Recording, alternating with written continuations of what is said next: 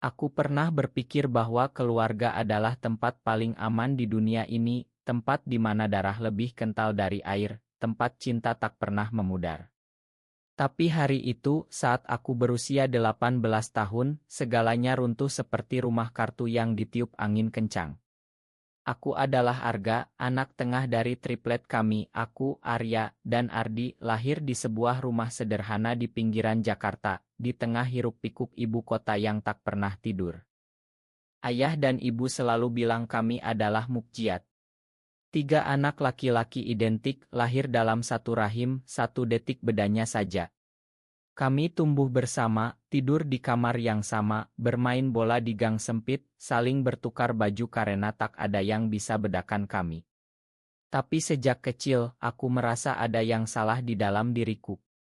Saat teman-teman lelaki lain mulai membicarakan gadis-gadis di sekolah, hatiku justru berdegup kencang saat melihat Arya tertawa, rambutnya basah setelah mandi, atau Ardi yang selalu melindungiku dari anak-anak nakal di kampung. Aku menyembunyikannya dalam-dalam. Di Indonesia ini, di keluarga Muslim konservatif seperti kami, menjadi seperti aku adalah dosa besar, aib yang bisa menghancurkan nama baik keluarga. Aku berdoa setiap malam, memohon agar perasaan ini hilang, agar aku bisa normal seperti Arya dan Ardi yang sudah punya pacar gadis-gadis cantik dari sekolah. Tapi semakin aku tekan, semakin membara. Aku takut. Takut jika mereka tahu, mereka akan membenciku. Takut jika ayah tahu, beliau akan mengusirku. Takut jika dunia tahu, aku akan sendirian selamanya. Hari itu datang seperti petir di siang bolong. Kami bertiga sedang merayakan ulang tahun ke-18 di rumah, kue sederhana buatan ibu, tawa ayah yang jarang terdengar. Tapi saat malam tiba, aku tak tahan lagi. Aku melihat Arya di kamar, sedang berganti baju, tubuhnya yang sama persis denganku, tapi entah kenapa membuat dadaku sesak. Aku mendekat tanpa sadar, dan bibirku menyentuh bahunya. Hanya sekilas, tapi cukup untuk membuatnya menoleh kaget. Arga, apa yang kamu lakukan? Suaranya gemetar, bukan marah, tapi bingung. Aku mundur, wajahku panas. Ma, aku nggak tahu. Ardi masuk saat itu melihat kami berdua diam membekuk. Entah bagaimana, cerita menyebar. Mungkin dari tatapan kami, mungkin dari bisik-bisik. Malam itu ayah memanggilku ke ruang tamu. Matanya dingin seperti tak mengenal anaknya sendiri. Kamu seperti itu, katanya pelan tapi setiap kata menusuk seperti pisau. Aku mengangguk, air mata jatuh tanpa suara. Aku tak bisa berbohong lagi. Keesokan harinya aku diusir. Kamu bukan anakku lagi, kata ayah, suaranya datar, tapi aku tahu hatinya hancur. Ibu menangis di sudut, tak berani membelaku. Arya dan Ardi hanya diam, tatapan mereka penuh kebingungan dan mungkin sedikit jijik. Aku pergi dengan tas ransel kecil, ke Jakarta Pusat, tidur di masjid, makan dari belas kasihan orang. Hatiku remuk. Aku yang terlupakan, anak triplet yang tak lagi ada tempatnya. Mengapa aku lahir seperti ini? Mengapa cinta yang kurasakan harus menjadi kutukan? Aku merasa sendirian di dunia yang begitu ramai, di kota yang lampunya menyala terang tapi tak mampu menerangi kegelapan di jiwaku. Beberapa bulan berlalu, aku bertahan dengan bekerja serabutan, mencuci piring di warung makan. Tapi setiap malam, aku memikirkan mereka. Apakah Arya dan Ardi merindukanku? Apakah mereka membenciku? Aku ingin pulang, tapi takut. Takut diterima sebagai monster. Suatu hari, aku bertemu Rio di sebuah kai kecil di blok M. Dia lebih tua sedikit, mahasiswa seni di Universitas Negeri, dengan senyum yang hangat dan mata yang penuh pengertian. Kami ngobrol panjang tentang mimpi, tentang Jakarta yang kejam tapi indah. Dia tak judes saat aku cerita sedikit demi sedikit tentang diriku. Kamu berani, gak, katanya, memanggilku dengan panggilan yang membuat hatiku hangat. Perlahan, Rio menjadi cahaya di hidupku. Kami bertemu diam-diam, jalan di malam Jakarta, makan bakso pinggir jalan, tertawa tentang hal-hal kecil. Cinta pertamaku yang nyata, yang tak perlu disembunyikan darinya. Tapi di dalam hati, konflik masih bergolak. Aku masih merindukan keluarga, masih bertanya-tanya apakah aku pantas dicintai. Rio mengajakku ikut komunitas seni bawah tanah, tempat orang-orang seperti kami berkumpul, berbagi cerita tanpa takut. Di sana aku mulai menulis. Menulis tentang rasa sakit menjadi yang terlupakan, tentang cinta yang terlarang di mata masyarakat. Kata-kata mengalir, penuh air mata. Tapi bayang-bayang masa lalu tak pernah hilang. Aku sering bertanya pada diriku sendiri, apakah aku akan selamanya terlupakan? Apakah namaku akan lenyap begitu saja dari keluarga yang dulu begitu mencintaiku? Waktu berlalu seperti air sungai Ciliwung yang keruh, membawa serta luka-luka yang semakin dalam. Setelah diusir, aku semakin tenggelam dalam kesepian. Jakarta yang dulu terasa ramah kini seperti monster yang siap menelan aku utuh. Aku pindah dari satu kos-kosan murah ke yang lain, bekerja sebagai pelayan di kai kecil, tersenyum palsu pada pelanggan sambil hati berlumur darah. Rio menjadi penyelamatku. Dia tak pernah memaksa, hanya ada di sana, mendengar ceritaku yang pilu. Kamu nggak sendirian, Arga, katanya suatu malam saat kami duduk di Taman Suropati, lampu kota berkelap-kelip di kejauhan. Tangannya menyentuh tanganku pelan dan untuk pertama kalinya aku merasa diterima apa adanya. Tapi konflik dalam diriku semakin ganas. Setiap kali aku bahagia dengan Rio, rasa bersalah menyerang seperti badai. Aku mengkhianati keluarga. Aku egois karena memilih perasaan ini. Aku sering menangis sendirian, bertanya pada Tuhan mengapa Dia ciptakan aku begini. Di masyarakat Indonesia yang begitu ketat dengan norma, menjadi gay seperti kutukan abadi. Suatu hari aku melihat Arya dan Ardi dari kejauhan di mal. Mereka berdua tertawa dengan teman-teman seolah tak ada yang hilang dari hidup mereka. Hatiku hancur lagi. Aku yang terlupakan benar-benar lenyap dari ingatan mereka. Aku pulang ke kos, menangis hingga pagi. Rio tahu aku sedang jatuh. Dia ajak aku ke pameran seni, tempat dia memamerkan lukisannya. Di sana aku bertemu teman-temannya, orang-orang yang sama seperti kami, berjuang diam-diam di tengah intoleransi. Salah satunya, Mas Dani, yang cerita bagaimana keluarganya menerima dia setelah bertahun-tahun perjuangan. Waktu akan menyembuhkan, asal kamu nggak menyerah, katanya. Aku mulai menulis lebih serius. Cerita tentang triplet yang salah satunya berbeda, tentang cinta yang tak diterima keluarga. Aku kirim ke kompetisi sastra online, anonim tentunya. Tak kusangka salah satu cerpenku menang hadiah kecil. Uangnya kupakai untuk beli laptop bekas, dan aku terus menulis. Rio mendukung penuh. Kami semakin dekat, malam-malam kami habiskan berbicara tentang mimpi. Dia ingin jadi seniman besar, aku ingin suaraku didengar. Tapi ada rahasia yang kutahan, aku masih mencintai Arya, saudaraku sendiri, perasaan terlarang yang tak pernah padam sepenuhnya. Konflik meledak saat ayah sakit. Aku tahu dari teman kampung lama. Aku ingin pulang, tapi takut ditolak lagi. Rio bilang, pergi saja, gak. Kamu nggak akan tenang kalau nggak coba. Aku nekat pulang. Rumah sama seperti dulu, tapi suasana dingin. Ibu peluk aku diam-diam, air mata basah. Ayah di kamar, lemah. Kamu datang juga, katanya pelan, tanpa marah, tapi tanpa hangat. Arya dan Ardi melihatku dengan mata complicated.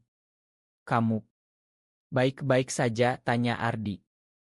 Aku angguk, tapi hati bergejolak. Malam itu aku bicara dengan Arya sendirian. Aku minta maaf atas dulu, kataku. Dia diam lama. Aku juga bingung gak. Tapi, kamu tetap saudaraku. Kata itu seperti obat, tapi juga racun. Karena saat dia peluk aku sebagai saudara, perasaan lama bangkit lagi. Aku pulang ke Jakarta dengan hati campur aduk. Rio menunggu tapi aku mulai menjauh. Aku takut melukai dia dengan konflik batin ini. Aku butuh waktu, kataku. Dia sedih tapi mengerti. Aku tunggu kamu berapa lama pun. Aku semakin dalam menulis, menuangkan semua rasa sakit. Noel pertamaku lahir dari sana, tentang anak triplet yang terlupakan karena cintanya yang berbeda. Aku kirim ke penerbit kecil, tak berharap banyak. Tapi hidup punya rencana lain. Noel itu diterima dan mulai beredar diam-diam di komunitas. Respons luar biasa, banyak yang bilang ceritanya menyentuh hati mereka yang sama nasibnya. Tapi pengkhianatan datang dari tempat tak terduga. Seorang teman lama bocorkan identitasku ke media kecil. Berita menyebar, anak triplet gay diusir keluarga, tulis Noel kontroversial. Keluarga panik.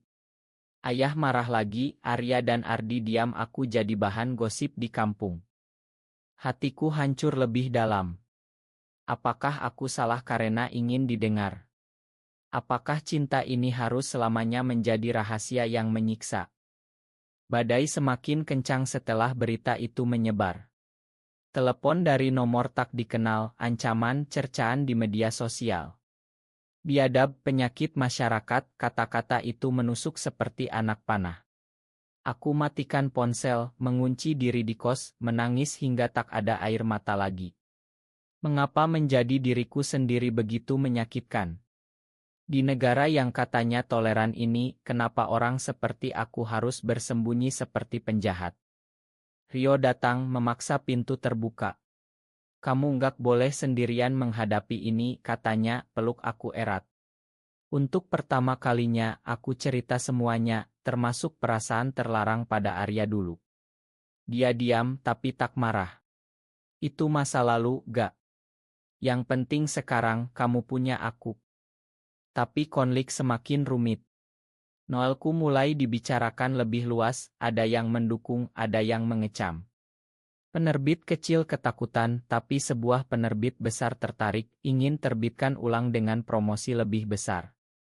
Ini bisa jadi suara bagi banyak orang, kata editornya. Aku ragu.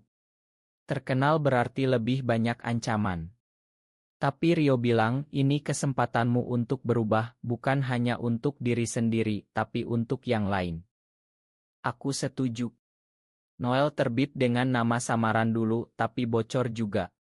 Judulnya, Triplet yang Hilang.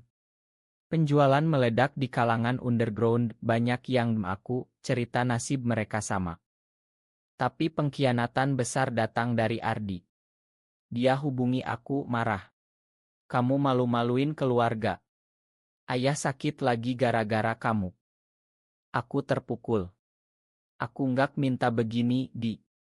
Aku cuma ingin jujur. Dia bilang keluarga ingin aku minta maaf publik, bilang Noel itu iksi belaka. Aku tolak. Itu berarti mengkhianati diriku sendiri. Arya hubungi diam-diam, aku baca Noelmu, gak. Itu menyakitkan, tapi aku mengerti sekarang. Kata itu seperti angin sepoi. Tapi dia tambah, tapi keluarga nggak siap. Beri waktu. Aku semakin dekat dengan Rio. Kami mulai hidup bersama di apartemen kecil.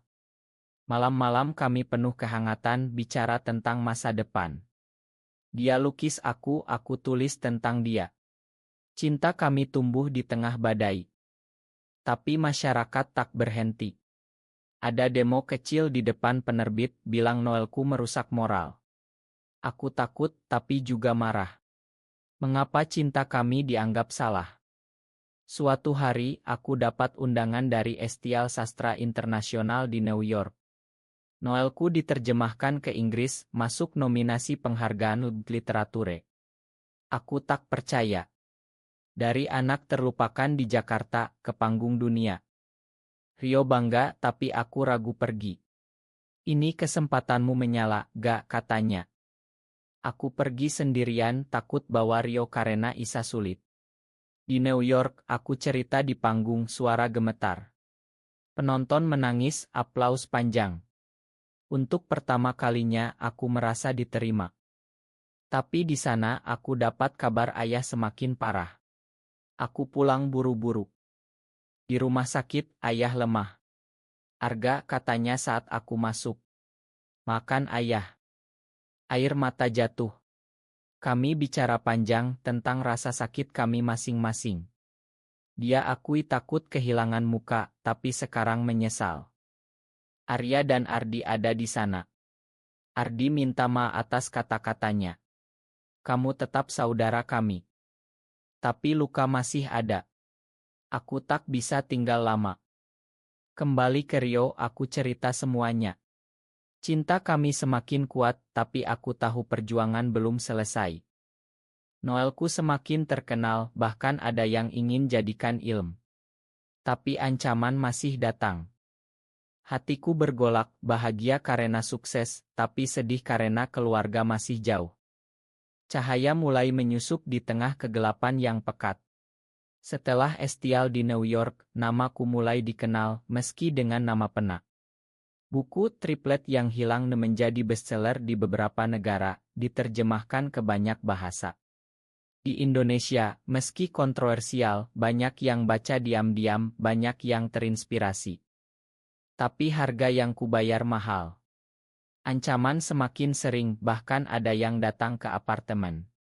Rio selalu lindungi aku, tapi aku lihat dia lelah. Aku nggak menyesal mencintaimu, katanya, tapi matanya bilang lain. Konflik puncak datang saat ada wawancara besar di nasional. Mereka undang aku, ingin cerita dari dalam. Aku ragu, tapi Rio bilang ini kesempatan ubah persepsi. Aku tampil, wajah terbuka.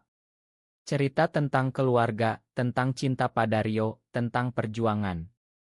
Respons campur aduk. Banyak dukungan dari anak muda, tapi juga hujatan keras dari kelompok konservatif. Malam itu, keluarga hubungi. Ayah marah, bilang aku hancurkan nama baik. Ardi setuju. Hanya Arya yang diam, lalu kirim pesan, aku bangga padamu meski susah terima. Hatiku remuk lagi. Pengkhianatan terasa dari Ardi yang dulu paling dekat, sekarang paling menjauh. Rio semakin jadi penopang. Kami rencanakan masa depan, mungkin pindah ke luar negeri sementara. Tapi aku tak mau lari. Noelku diadaptasi jadi ilmu India, sutradara berani angkat tema ini. Syuting diam-diam tapi bocor. Protes besar, bahkan ancaman bom ke lokasi. Aku takut, tapi lanjut. Ilm jadi tayang di Estial Internasional, menang penghargaan. Di Indonesia, tayang terbatas, tapi viral. Banyak yang terharu, banyak yang berubah pikiran. Tapi tragedi datang. Saat premier, ada serangan dari kelompok radikal.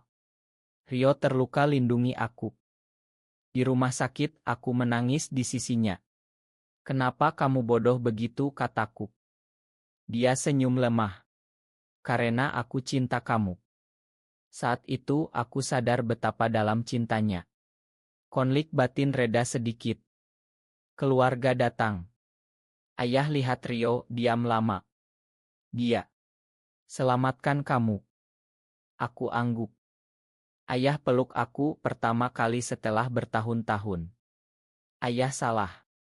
Kamu anak ayah apa adanya. Ardi minta maaf, akui takut tapi sekarang mengerti. Arya sudah dari dulu mendukung diam-diam. Keluarga mulai terima Rio perlahan. Ilm semakin besar, bahkan masuk nominasi Oscar kategori internasional. Namaku menyala di billboard Times Suare, promosi Ilm.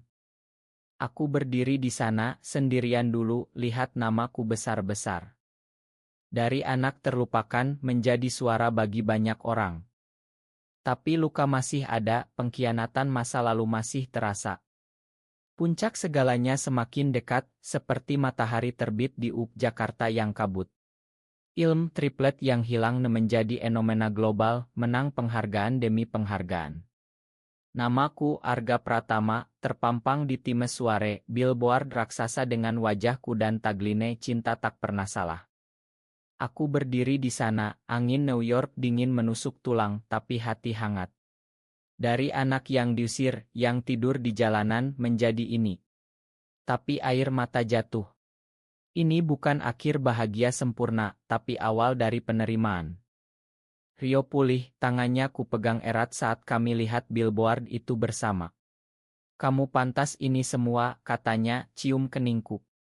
Tapi di dalam, konflik masih bergemuruh. Keluarga mulai terima, ayah bahkan undang Rio makan malam di rumah. Tapi Ardi masih kaku meski coba.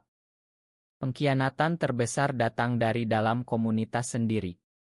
Seorang seteman dari grup seni iri dengan kesuksku bocorkan lokasi kami ke kelompok radikal. Ancaman datang lagi, lebih serius. Aku hampir menyerah, ingin sembunyi selamanya. Tapi Rio bilang kita sudah terlalu jauh untuk mundur.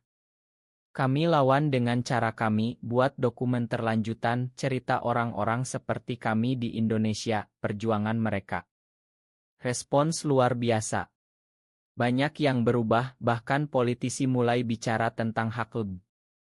Tapi biaya emosional mahal. Aku sering mimpi buruk, tentang diusir lagi, tentang kehilangan Rio. Suatu malam, aku bicara dengan Arya panjang lebar ya Ideo Chal. Dulu, aku pernah suka sama kamu, akuku akhirnya. Dia diam, lalu senyum sedih. Aku tahu, gak. Tapi itu masa lalu. Sekarang aku senang kamu bahagia dengan Rio. Kata itu lepaskan beban besar. Ayah sakit lagi, kali ini serius. Kami semua kumpul di rumah sakit. Di ranjangnya, ayah pegang tanganku. Ayah bangga padamu. Kamu ubah dunia, meski dari luka. Dia meninggal damai, dengan kami semua di sisi. Pemakaman penuh duka, tapi juga penuh cinta. Ardi peluk aku erat. Ma atas semua. Keluarga utuh lagi, meski dengan cara baru. Il menang Oscar, aku naik panggung dedikasikan untuk ayah, untuk Rio, untuk semua yang terlupakan. Di Timesware lagi, namaku menyala terang. Tapi aku tahu perjuangan belum selesai. Masih banyak seperti aku yang bersembunyi. Cinta Rio semakin dalam, kami rencanakan adopsi anak suatu hari. Luka masa lalu jadi bekas luka, tapi tak lagi berdarah. Akhirnya, setelah badai panjang, damai mulai datang seperti hujan gerimis di musim kemarau. Setelah Oscar, hidupku berubah total. Aku jadi pembicara di banyak forum, cerita tentang perjuangan di Indonesia, tentang bagaimana cinta bisa menyembuhkan luka terdalam. Rio dan aku menikah diam-diam di Belanda, dengan keluarga hadir. Ayah sudah tiada, tapi ibu tersenyum peluk Rio seperti anak sendiri. Arya dan Ardi jadi saksi, tawa mereka hilangkan sisa-sisa dingin masa lalu. Kami pulang ke Indonesia, buka yayasan untuk anak-anak LGBTQ yang diusir keluarga. Banyak cerita datang, banyak air mata, tapi juga banyak harapan. Aku tulis buku lanjutan tentang rekonsiliasi, tentang penerimaan. Judulnya Nama yang Menyala. Di Timesware, billboard baru, wajahku, Rio, dan keluarga, dengan tagline Cinta Menang. Aku berdiri di sana lagi, peluk Rio erat. Dari anak triplet yang terlupakan, aku sekarang dikenang sebagai yang membawa perubahan. Tapi di hati aku tahu ini bukan akhir. Masih banyak perjuangan, masih banyak intoleransi. Tapi dengan cinta, kami kuat. Malam itu, di Hotel New York, aku bisik pada Rio, terima kasih telah jadi cahayaku. Dia balas, kamu yang menyala, gak? Selamanya. Kembali ke Jakarta, kami bangun rumah kecil, adopsi anak laki-laki yang nasibnya mirip aku dulu. Keluarga lengkap, Arya dan Ardi sering datang bawa anak-anak mereka. Luka jadi cerita, cerita jadi inspirasi. Aku yang dulu berpikir akan selamanya terlupakan, sekarang namaku menyala terang bukan hanya di Timesware, tapi di hati banyak orang. Cinta, meski terlarang di mata beberapa, adalah yang paling manusiawi. Dan aku akhirnya menemukan tempatku di dunia ini.